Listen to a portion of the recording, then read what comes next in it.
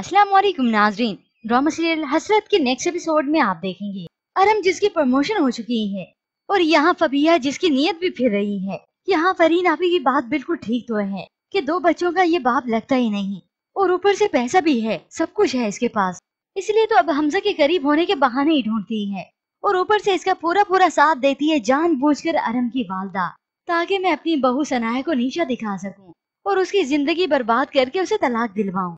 ये सारी बातें सनाया को बहुत ही खटकती हैं। वो अंदर ही अंदर से काफी परेशान है इस बात को लेकर। फिर ऐसे ही सनाया अपनी जॉब को छोड़ देने की बात करती है अरम से, तो अरम उसे कहता है तुम्हारे जॉब छोड़ देने की वजह से जाती तौर पर मुझे कुछ असरअंदाज नहीं होगा, मगर महंगाई बढ़ेगी कभी कम नहीं होगी।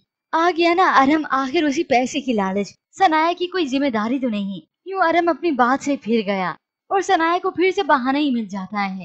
जबकि दूसरी जानिब फबिया की वालदा अपनी बेटी को लेकर बहुत ज्यादा परेशान है कि ये ना हो फबिया मेरी इज्जत ही नीलाम कर दे, क्योंकि कई बार उसके झूठ पकड़े जा चुके हैं। तो उधर हमजा भी काफी परेशान है, आखिर प्रपोजल भेज ही देता है। हमजा और फबिया की शादी की तारीख तय कर लेते हैं। ये बात तो फबिया को बहुत ही खटकती है, वो तो इनकार करने की पूरी कोशिश करती है। हमजा के घर वालों के जाने के बाद तो माँ साफ कह देती है अम्मी आप ही के साथ इतना बड़ा हादसा हो गया और आपको मेरी खुशियों की पड़ी है। बस माँ ने तो अब साफ कह दिया 18 तारीख को मेरी इज्जत तुम्हारे हाथ में है। यूं फबिया तो बहुत ज्यादा परेशान हाल हो जाती है, मगर हमजा है ना डायरेक्ट उससे बात करने के लिए। फबिया उसी से बात करती है, सिर्फ बात ही नहीं बल्कि बहुत ही रूड बिहेवियर करती है उसे। यूं कहे वो तो हमजा की मोहब्बत को ठुकराती है।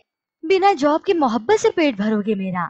हमजा तुम्हें पता है कि आज के दौर में सिर्फ पैसा ही है, क्या तुम मुझे खुशियां दे पाओगे? पैसा तो तुम्हारे पास है नहीं। अब फबिया की ये सारी बातें चुप के फरहीन सुन चुकी है।